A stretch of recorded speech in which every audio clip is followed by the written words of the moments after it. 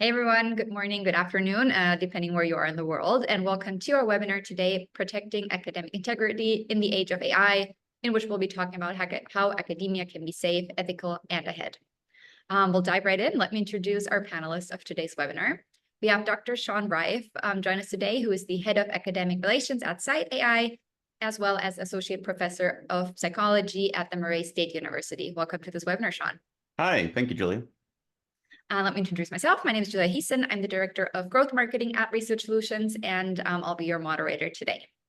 So before we begin, let me cover some very quick housekeeping items. First of all, you're all in listen-in mode, so you don't have to worry about either background noise or background in general. If you have questions, we have live Q&A enabled. So on Zoom below, where it says Q&A, you can click there and add your questions as soon as they come up. And then just for you to know, we'll have dedicated time at the end of the webinar to answer all of your questions. If you have any technical issues in the meanwhile, you can also use the chat. I'll be monitoring it. So if anything comes up, definitely let me know via the chat.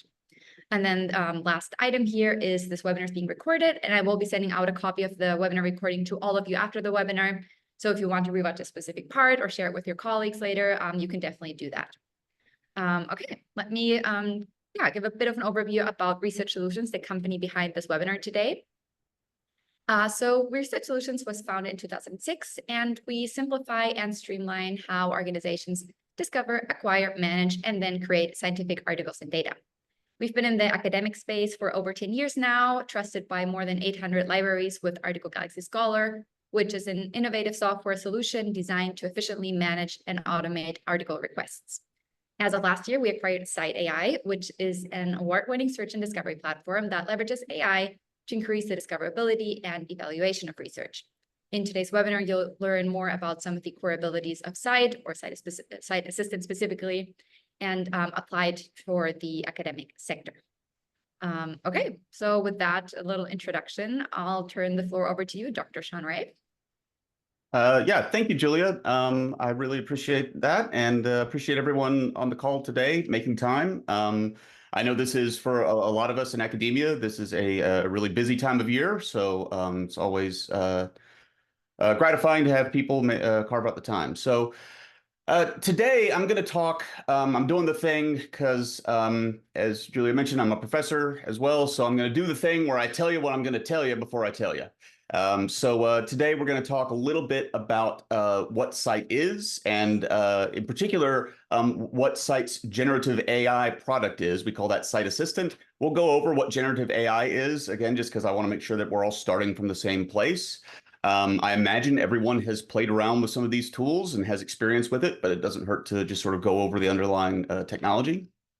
I'll talk very briefly about how Scite's AI product, Scite Assistant, can be used in the classroom. I have a version of this talk that I give to professors, but my assumption is that people in here are probably spending not so much time in the classroom. You're more in either a library role or an administrative role. So I am not an administrator. I am a professor. Those are very different skill sets, as I'm sure you're aware. But I will try to sort of zoom out and think, in this talk, I do think a little more about sort of how AI intersects with the institutional missions of colleges and universities, and how to sort of think about the appropriate place of colleges and universities with this text generative AI technology that we'll be talking about. We'll address head-on cheating and sort of, some different options there, how to think about academic misconduct with these tools in mind. And then, I'm going to sort of zoom out and say, why do professors assign term papers? And, what does this mean for the university in a world where generative AI exists? So hopefully will be an informative talk for everyone. And then, of course, we'll end making some time for Q&A. People always have lots of questions, and I'm happy to address. Before we get started, I want to always, as I like to say when I'm lecturing, state your priors. What are your premises? What are your assumptions? Well, let me tell you some of my assumptions that are really built in to this talk. The first is that text generative AI, and so that's my umbrella term for tools like ChatGPT. I'll say what that is in a little more detail in just one second. But generative AI, text generative AI, is here to stay. This is technology that is simply too good not to use, and students will use it. In fact, they already are, and I should put references up there, but you're probably all aware or have found someone has shared an article with you, or you've seen it pop up somewhere. X percentage. I think the last number I saw, or the highest number I saw, was 70-something% of students report having used some AI tool in relation to a college assignment. And, as a professor, so I'm on sabbatical this semester, but, last semester, I did the thing that I've done ever since ChatGPT became a thing. I asked my students, hey, how many of you have used one of these tools? And usually around 50%, last semester, it was around half of my undergraduates raised their hands. I said, yes, I've been doing it. And I presume that there's a good chunk of students who are not raising their hand, but have used it, and they're just not going to admit it. So, I think just personally, as someone who spends a lot of time in the classroom, and as someone who is, an active researcher, and as someone who, obviously has a stake in this technology, I'm saying this is a thing that is going to be part of the academic experience. It is part of our world, and it will impact it. It will also be increasingly present in the workforce. So, and that's related to that other assumption that, this is a useful technology. It's not to say it won't be disruptive, but it will be. It is a useful technology that students are going to use not only as they are students, but after they graduate and they go on to graduate school, or they go on to get jobs. And the overarching sort of theme here, and the thing that I want to emphasize, in terms of the way I think about this as both a co-founder of the company and of as a professor, is that our institutions need to excel at preparing students for their future, whatever that entails, and that includes using some of this new technology. So what is the technology that we're talking about here? Well, this is sort of the point where I have to define everything to make sure that we're all starting from the same place. In simple terms, when I say there's this broad category of what we call generative AI. And so that's when, there are all sorts of versions of this. You can type in and say, hey, generate an image of a yellow and white flag flying over a field with the sun setting in the background. And it will come up with an image that looks like that. That's an example of generative AI. The kind of technology that I'm going to be focusing on today is what I just refer to as text generative AI. So in simple terms, this is a computer program that generates text output in response to text input. If you are my age or older, you might remember some early versions of this technology, what we used to call chatbots back in the days of the early internet. And that was like a computer that you could talk to and it would respond to you. But it was, for most of us, it was very apparent that you were talking not to a real human being, but to a computer. And that was because the technology just wasn't terribly good at the time. What we've seen in recent years and I'm going to pick on ChatGPT in particular, just because it's the one that people know the most about, and it also has some pretty obvious shortcomings, which I'll get to in a second.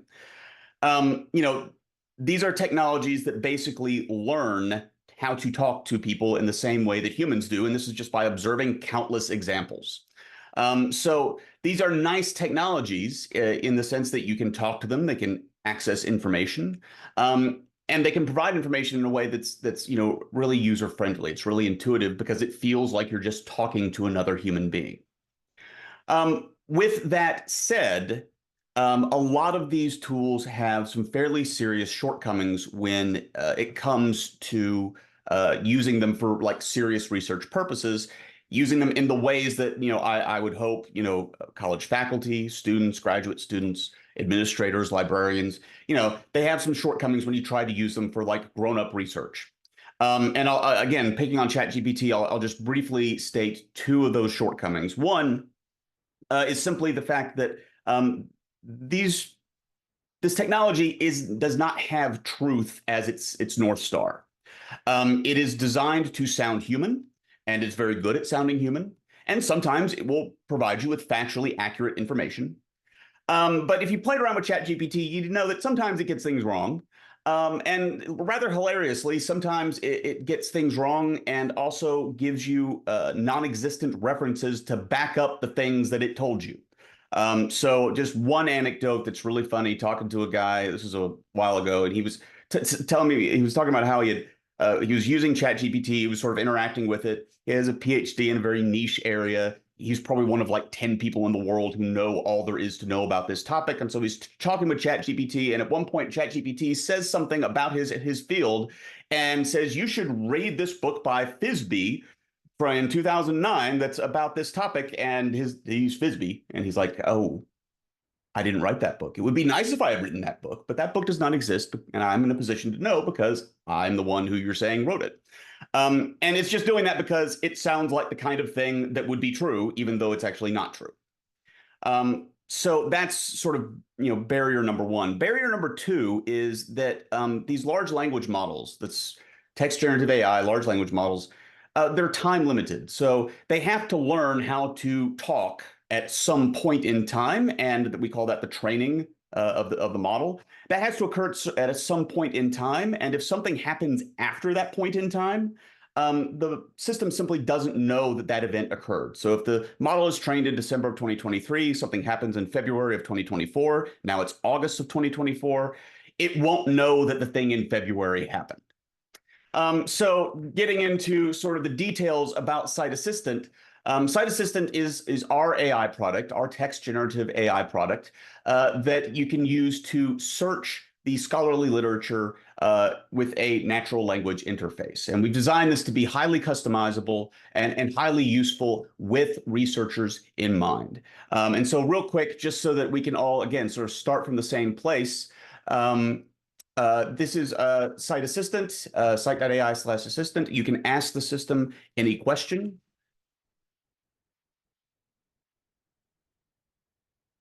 So just a sort of basic biomedical question here. How effective are beta blockers for hypertension?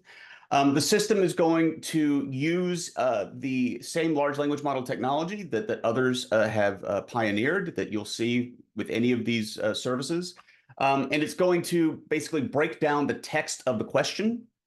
It's then going to generate searches using Scite's database. We have a database of over 190 million records, as well as around 40 million full text scholarly works that it can access, both open access and closed access.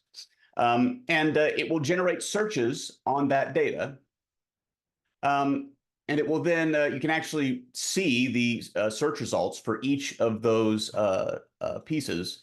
And it will actually go through all of them, and it will consult. When it says consult, it basically says it's going to find a list, a subset of those search results, and it's going to read them. I'll put that in scare quotes, read them. And then it's going to, come up with a subset of that list that it has decided are papers that are relevant to the question. And it will then compose an answer based on those search results. And when it composes the answer, unlike other tools, Scite Assistant is going to actually insert the data, the citations from our database. So this is not coming from the large language model. This is coming from our system. And when you have those citations inserted into the answer, it'll actually allow you to hover over each one of them. It will allow you to go to the page or to the full text of the article. And it will actually highlight the text of the article that it's using to answer that part of the question. So it's very transparent. The goal here is to provide a tool that is always giving you true references. And these can be references that could have occurred. These are papers that could have occurred yesterday. They could have been published yesterday. And they would be in our system. So the idea here is a large language model that is useful for real research. Quick caveat: I used to say that you can be guaranteed 100% Scite Assistant will not hallucinate. Hallucinate is when it makes up references. It will not make up references. And then one of our customers emailed us and said, I think it made up a reference. And I said, surely not. That cannot be true. Of course it didn't. No, of course it didn't. And yeah, no, it totally did. Yeah, I've since seen this happen once. I use this thing every day. I've been using it for a couple of years now. I've seen that happen once. What it does is it will actually insert the reference into the answer, but it won't have the underlining. You won't be able to hover over it and see the link to the paper because the paper doesn't exist. And so, what I now say is that our system will almost never hallucinate. And if it does, it should be really obvious that that's what's going on. I actually think I've talked to our AI folks, and I think they've actually nip this problem in the bud. It's no longer an issue, but just in the interest of being conservative, I don't say the 100% guaranteed thing anymore. Okay, so there are lots of other sort of knobs and buttons that you can tweak. You can tell the system, when what references, in terms of a time period to use. What journals to search or what set of documents to search. You can customize the citation style. Again, we have this made with researchers and students in mind. So that's what Scite Assistant is. We think it's a very good implementation of this technology. But coming back to sort of the general theme of this talk, it does present obviously some challenges. And I want to go over those challenges and how we should maybe think about this technology from the perspective of higher ed. And I want to start that by talking briefly about some things that Scite Assistant is really good at and some things that it's less good at. So we have an idea of where our strengths and weaknesses are. This tool, and I'm speaking here as much as a user of the tool as well as a developer of the tool. This tool is really good at summarizing research on a topic.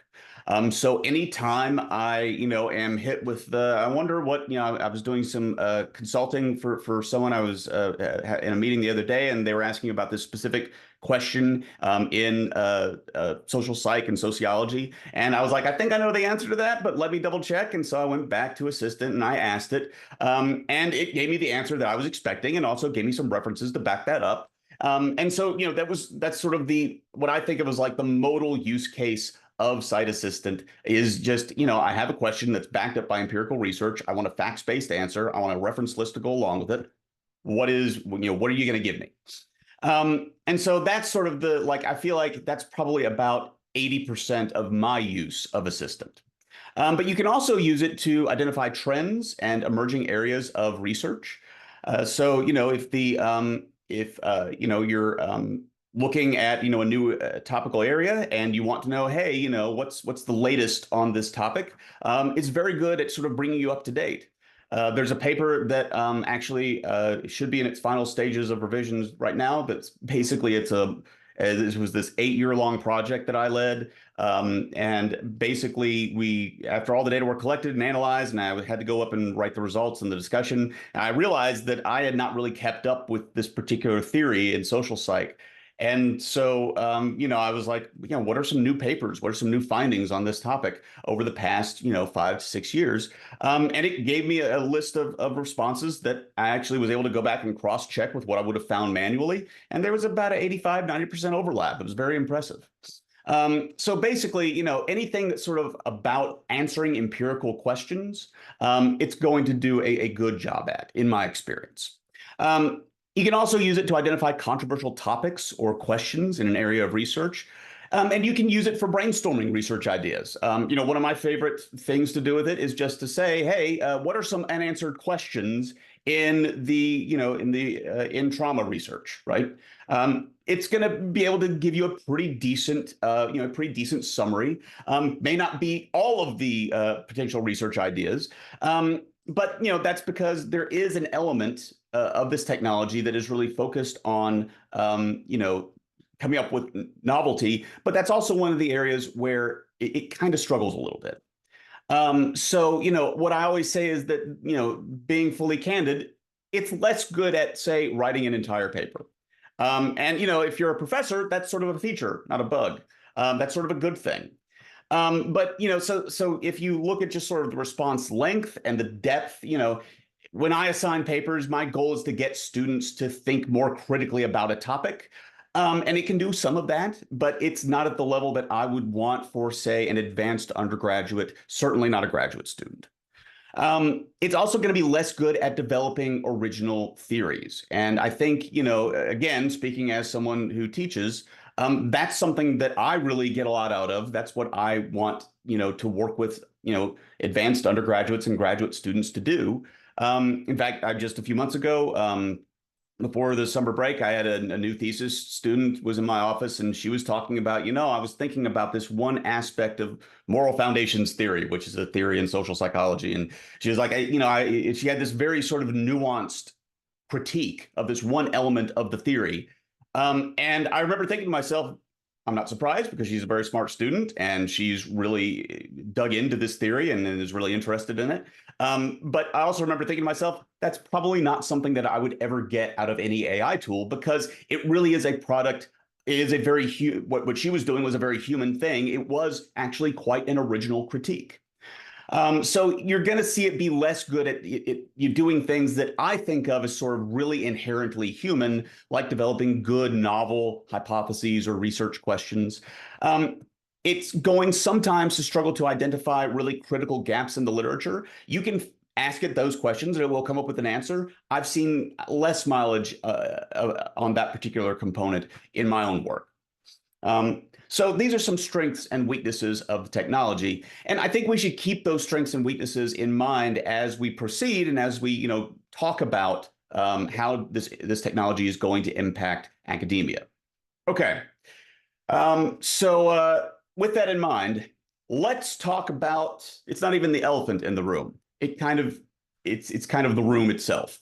It's like 12 elephants. I don't know how much I can stretch this metaphor. Anyway, cheating is kind of the big thing, I think. And this is, I think, for most of us who are in academia, again, whether you're a professor or a librarian or an administrator, this is something that has probably, crossed your desk at some point.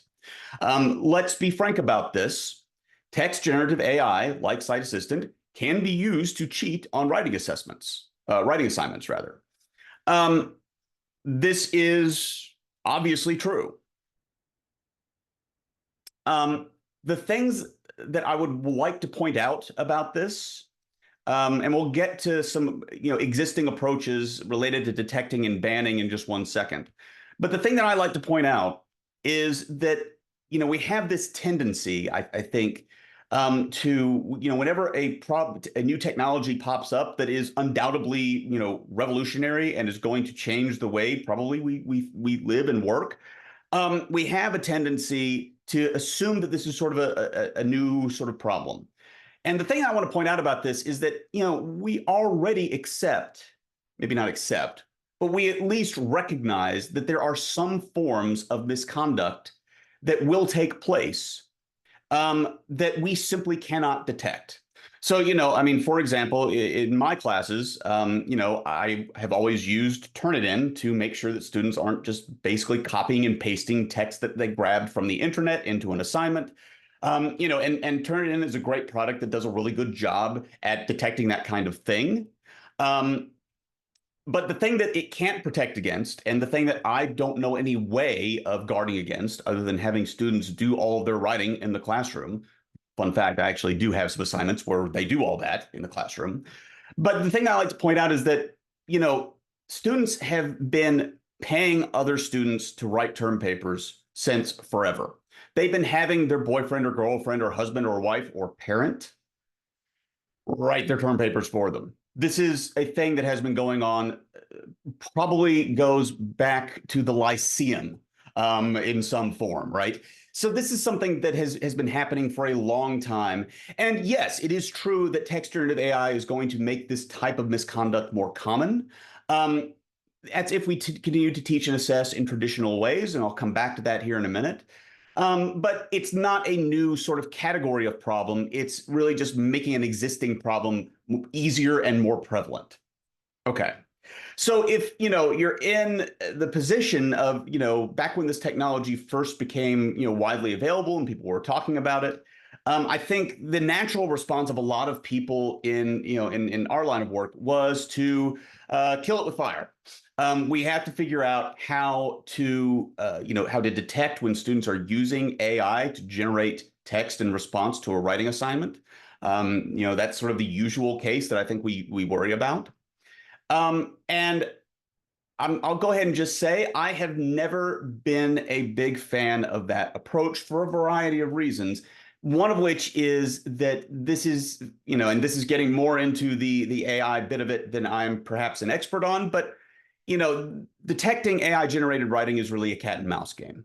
One iteration of the large language model is going to, have certain advancements to it, and then the ability to detect that those advancements in the output is going to have to come up with another level of advancement, and you're basically just chasing each other the entire time. But the larger issue, from my perspective as a professor, is the problem of false positives.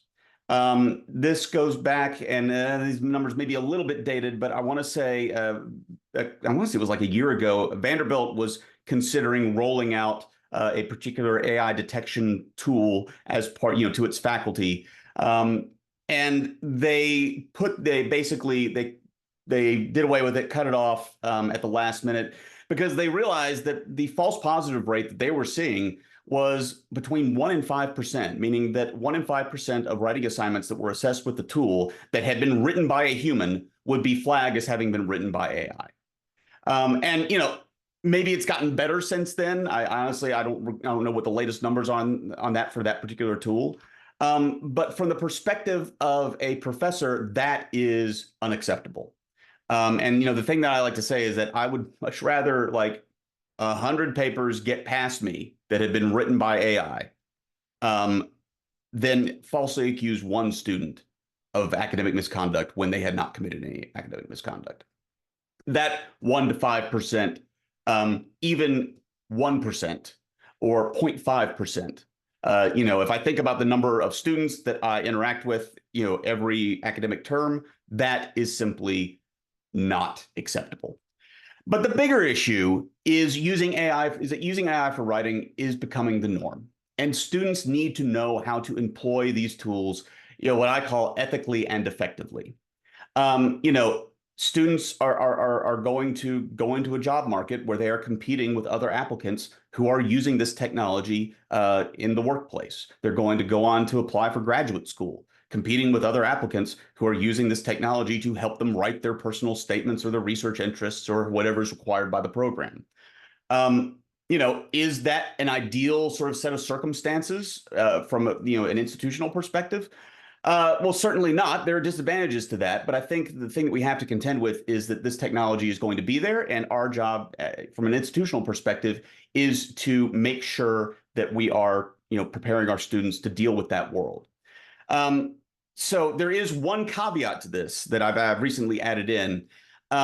There is a type of technology that you can employ that might actually make detecting possible. It's basically called watermarking.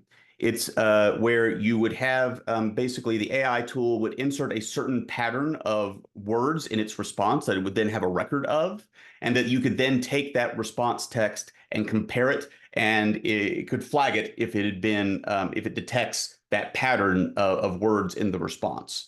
That's an interesting approach that is not susceptible to some of the disadvantages I've listed earlier. I just frankly, I haven't seen enough research on it to really form an opinion of how much of a future there is with that technology. But it is a different category of sort of detecting AI generated text that I think deserves some further scrutiny. Okay, so with that in mind, I think at least at the current state of technology, I think I've made it clear, my position that it's not detecting and banning this type of output is not the most productive way forward. And so, I think, there are a couple of ways of thinking about this problem. And, when I was initially thinking about, talking to you all, my initial thought was this. I was like, okay, how should institutions, I know how I responded to, the existence of text generative AI as a professor. I've changed my assignments. I have more writing days in class. I teach students how to use Scite Assistant effectively and ethically, and I will go, have them sit in the classroom, using the tool and walking up and down the rows and talking to them about what they found. And now, have you tried asking it this question? Have you tried rephrasing it this way? Have you looked at that article? That's a way that I have taught, changed the way that I teach, the way that I work in the classroom simply, as a professor. But from an institutional perspective, how should we respond to the existence of this technology? And I think this was how I initially phrased this question, but I think actually maybe a more effective way is really framing it as this. What is the purpose of a college education in a world where computers can write? And I think, obviously, as a professor with a degree in the social sciences, I'm obviously someone who believes that education is just good for its own sake. I don't, need to, necessarily say, well, here's the job that your degree got you in order to think that, well, the degree is valuable, right? It would be weird if I had that sort of mindset.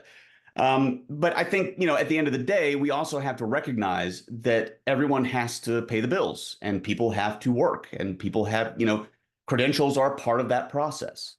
So, in thinking about this a little more broadly,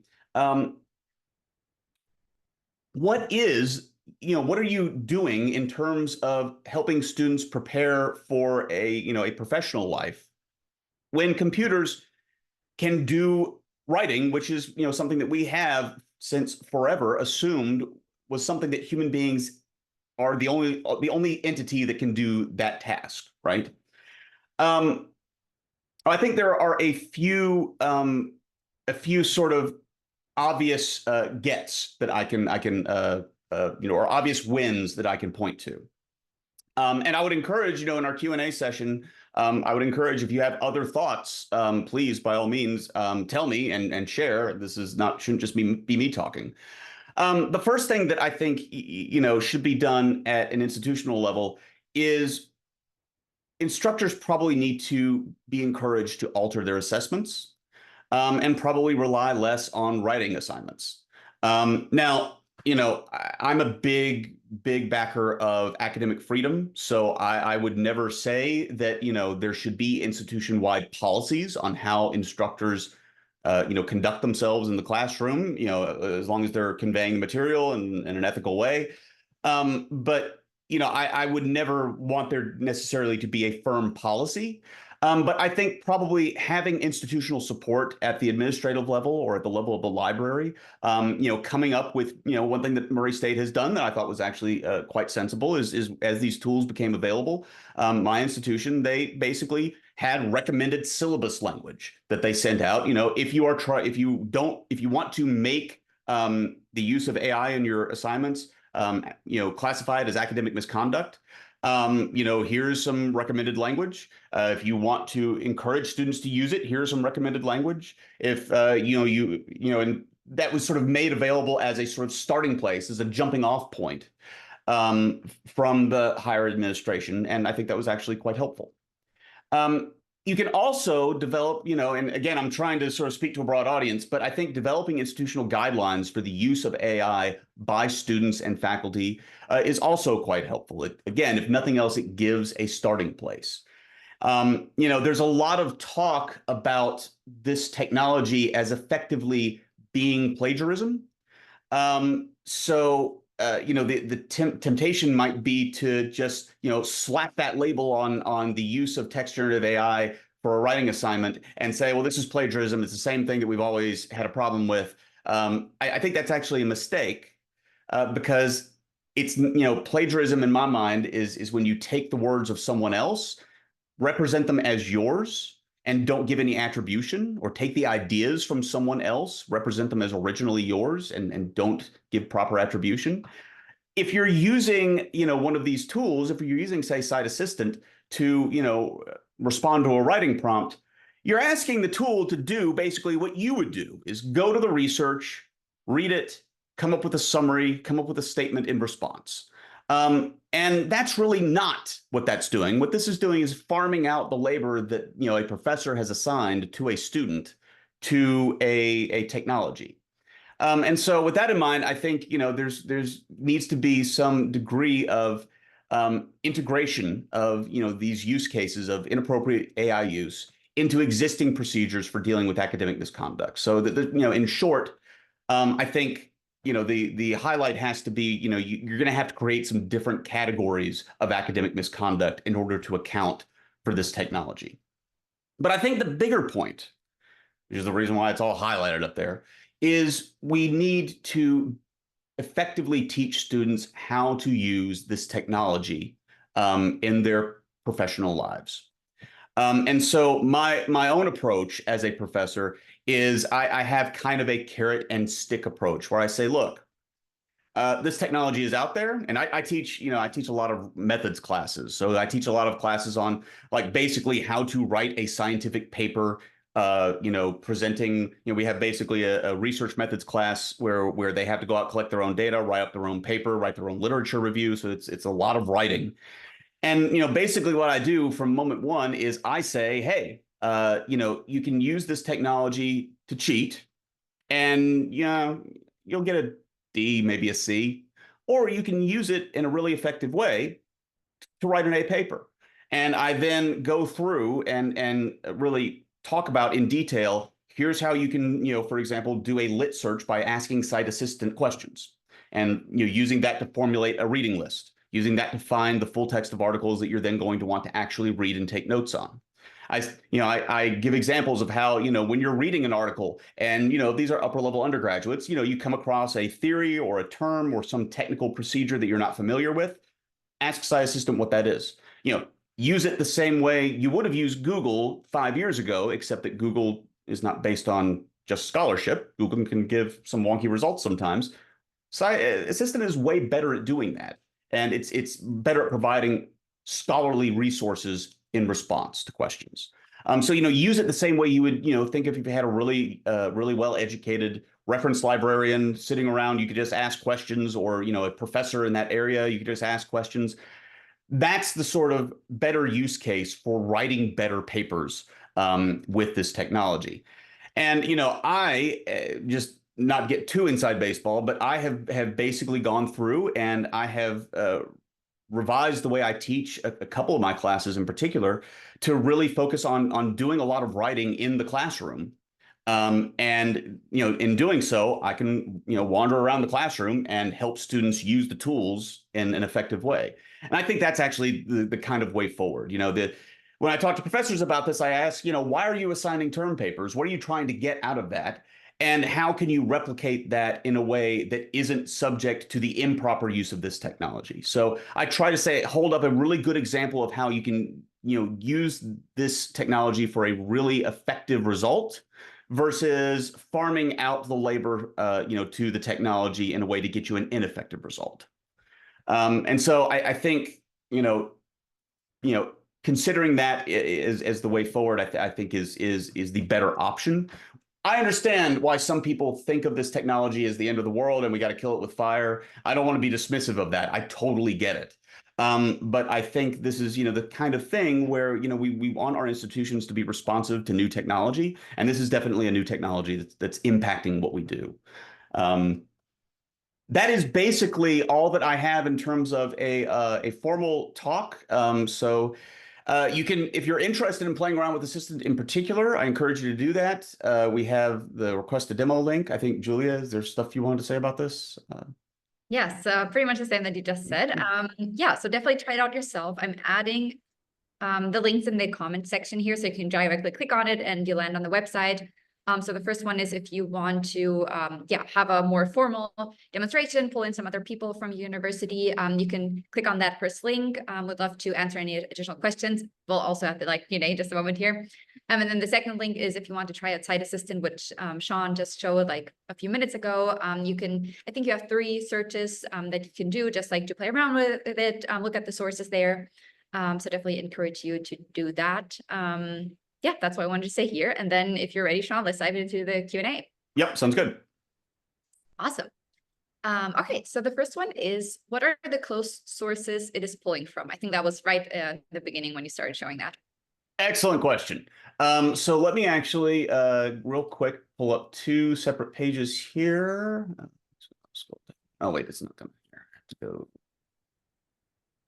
Watch me fumble around my web browser here for a second. So if you go to this data and services page, I keep forgetting we need to update this. So we have, it's in our database, it's actually 195 million total works covered. It's anything with the DOI.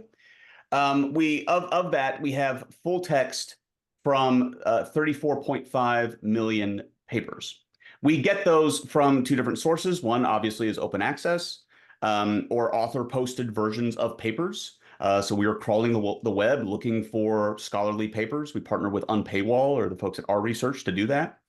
But yeah, we also have data from, or excuse me, full text papers from publishers, papers that are closed access.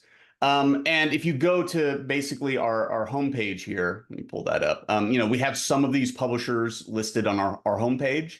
But if you're interested in sort of coverage from an individual publisher or even an individual journal, I would encourage you to go to this journals page, this journals URL up there, scite.ai/journals.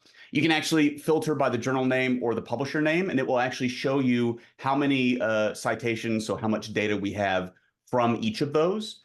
That's probably the most transparent way I can answer that question.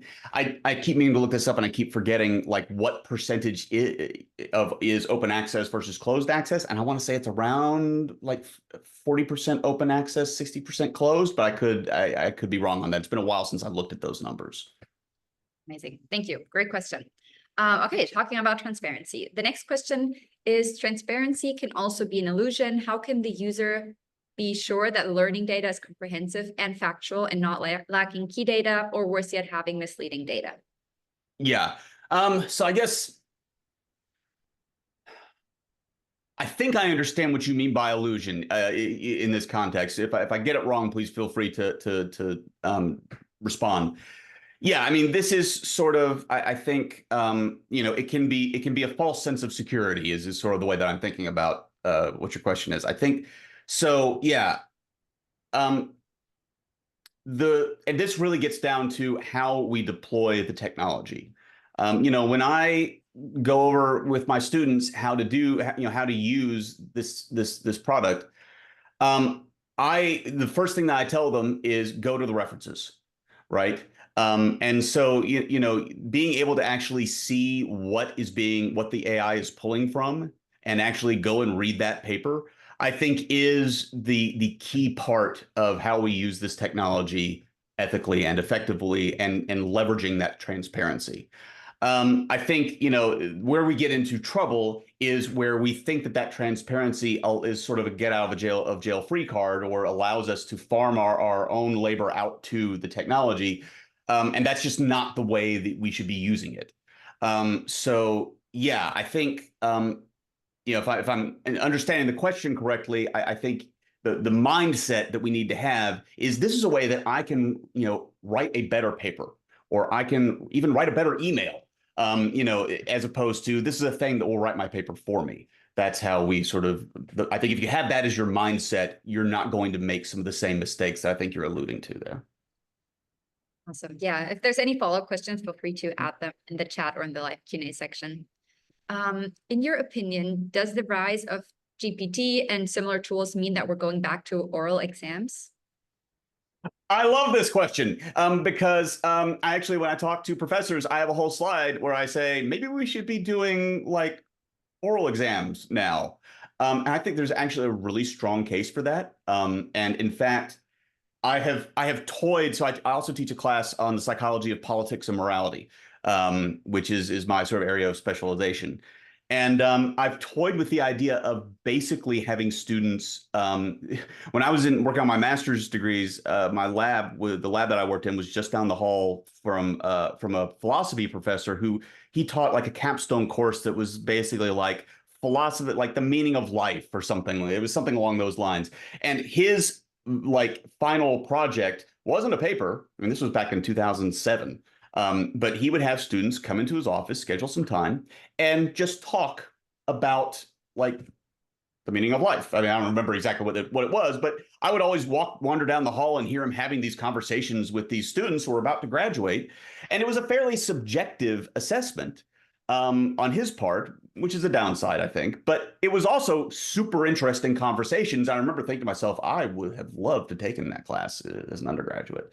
So yeah, I think that, this might be a good, way to think about this might be saying, yeah, maybe going back to oral examinations is a way to really, in fact, actually do a better job of assessing the thing that I think certainly I care about, which is, critical thinking skills, ability to integrate multiple points of data or understand different arguments.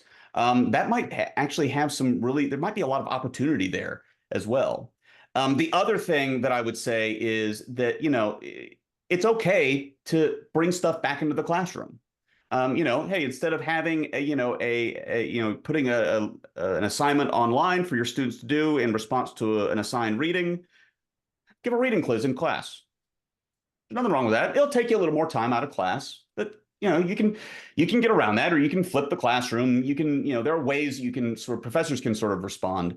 And the thing that the way that I viewed this as a professor is this is an opportunity for me to actually more critically engage in students while they're in the process of writing as well. So I think either of those are good options. Sorry, I got a little bit off track there, but that was, yeah. Yeah, awesome. Great answer. We have a similar question.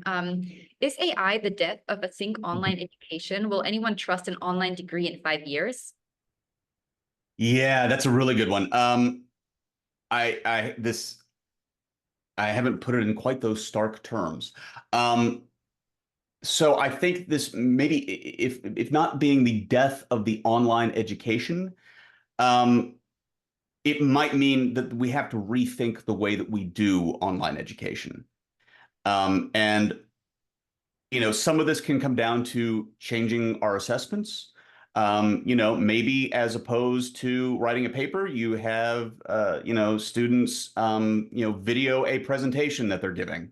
But it might also, I mean, in terms of being more practical, it might mean that we're going to see, those of you who have done this know that, like, there's an online course that's what we call asynchronous, which is where, I as a professor will put up a bunch of lectures that I've given, in video form, and the notes for them, and all the assignments will go up on there, and students can kind of complete it at their own pace. Maybe we'll have some exams in there that have to occur at certain dates, but it's a very much sort of what we call asynchronous way of doing things. I think what we might see is a more of an emphasis in online learning being done what we call synchronously, which is where basically it's a standard lecture class delivered in real time over Zoom.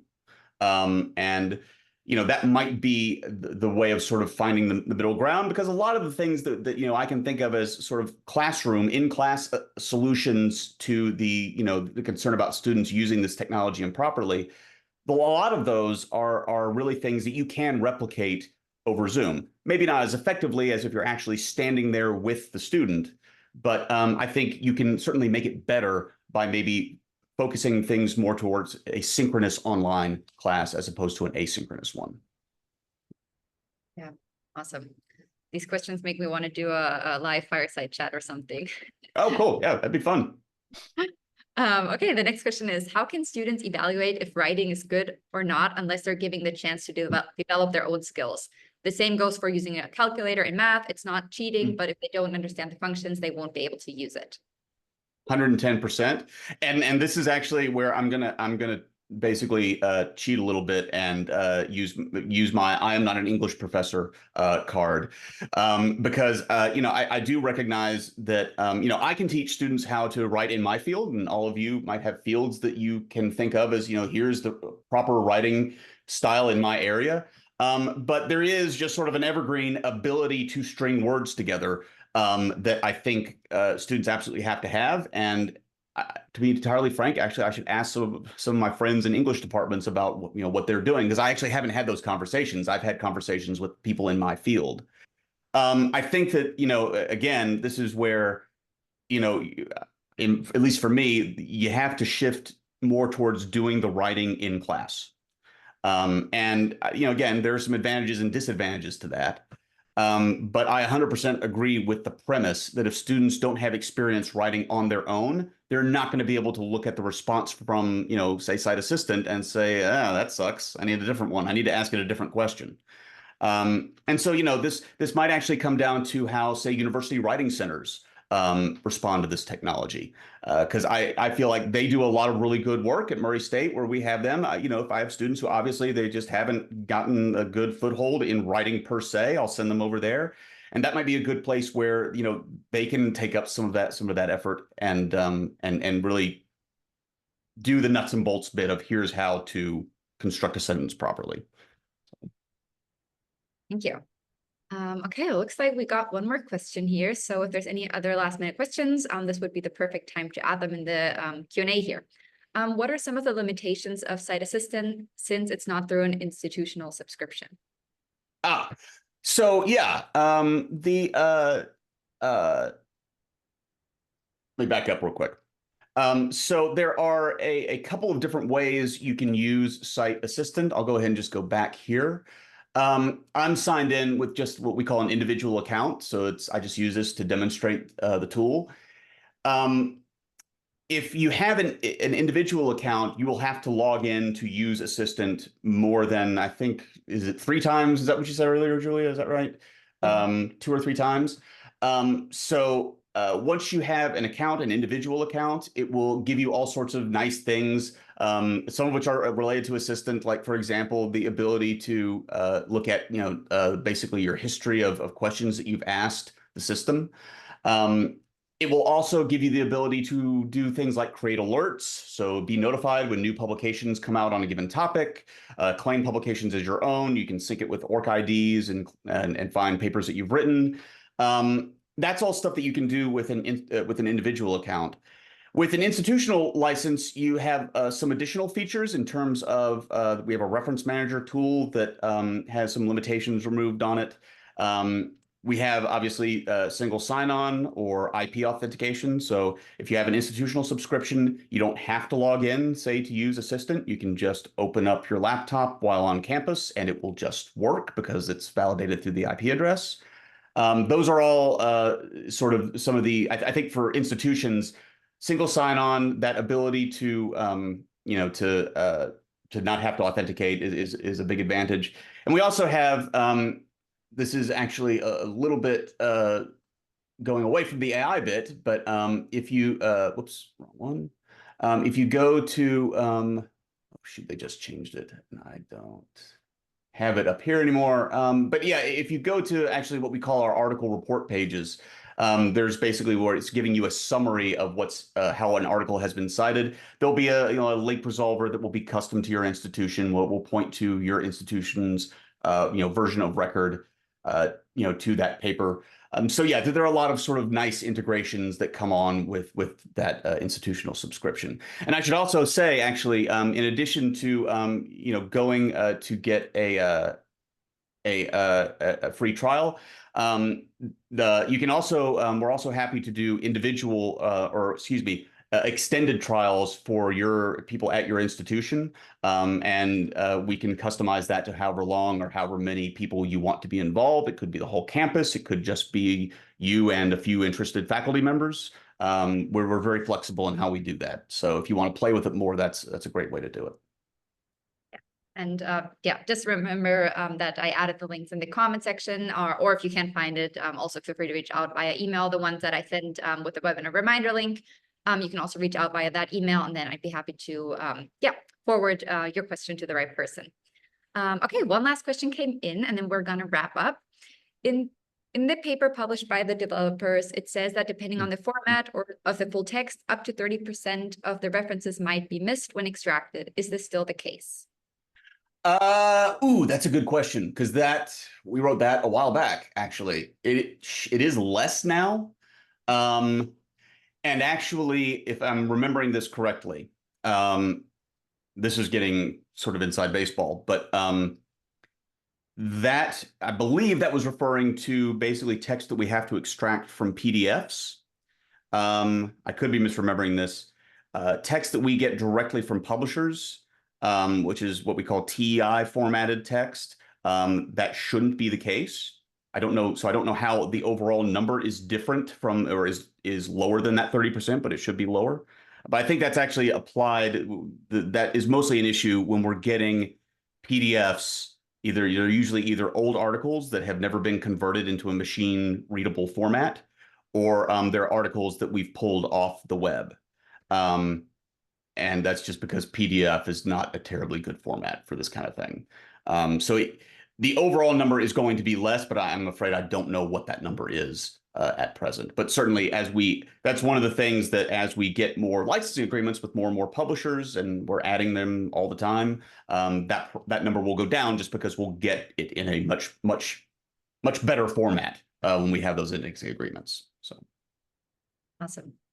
Okay, it looks like we've answered all questions. Thank you so much, everyone, for joining and also engaging with all of your questions. If any questions come up afterwards, sometimes that happens like an hour later, like, oh, I forgot to ask this. Definitely feel free to reach out via email, like social channels. We'll be monitoring everywhere.